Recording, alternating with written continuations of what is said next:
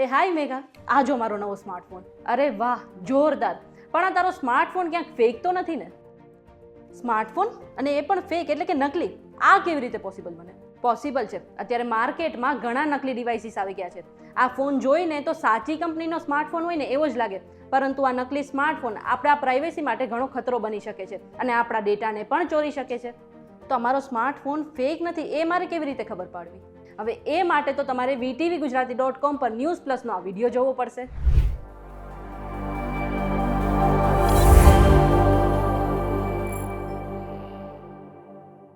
તમારા હાથમાં જે સ્માર્ટફોન છે ને એ ગમે એટલો મોંઘો કેમ ના હોય, પરંતુ તે નકલી હોઈ શકે છે અથવા તો સેકન્ડ હેન્ડ હોઈ શકે છે. એ વાત તો જાણીતી જ છે કે દુનિયામાં ફ્રોડ કરનારાઓની કમી નથી.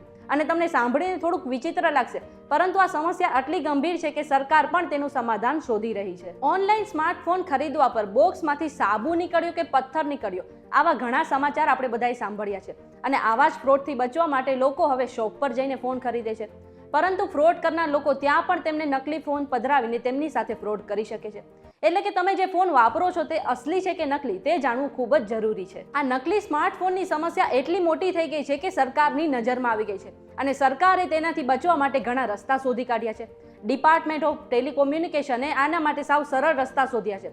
તમે ઘરે બેઠા એક મેસેજથી અથવા તો એક સરકારી વેબસાઇટથી અથવા તો એક એપ્લિકેશનથી એ જાણી શકો છો કે તમારો ફોન અસલી છે કે નકલી. આ માટે તમને તમારો IMEI નંબર ખબર હોવી જોઈએ.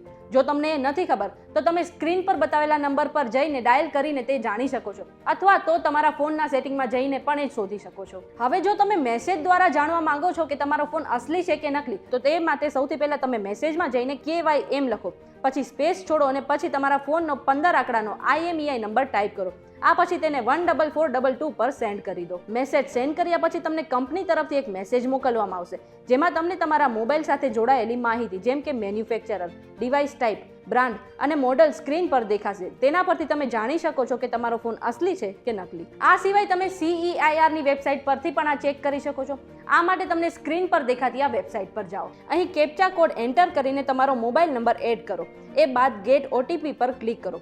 OTP એન્ટર કર્યા પછી તમારો IMEI નંબર એડ કરવો પડશે. આ બાદ સ્ક્રીન પર તમારા મોબાઈલ સાથે જોડાયેલી માહિતી તમને જોવા મળશે અને જો સ્ક્રીન પર કોઈ ડિટેલ ના દેખાય તો સમજી જવું કે તમારો ફોન નકલી છે. આ સિવાય તમે KYM એટલે કે know your mobile application download કરીને તેમાં પણ ચેક કરી શકો છો કે તમારો સ્માર્ટફોન અસલી છે કે નકલી.